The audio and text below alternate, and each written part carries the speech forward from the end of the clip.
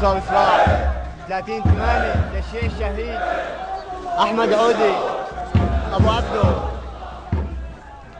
بأول أيام عيد الفطر السعيد هكذا يعيد السوريون.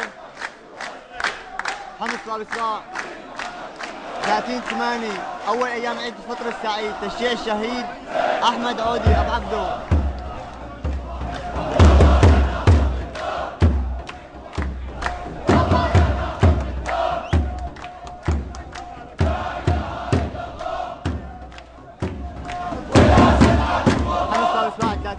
تشييع الشهيد أحمد عودي أبو عبده. بأول أيام عيد الفطر السعيد هكذا يعيد السوريون.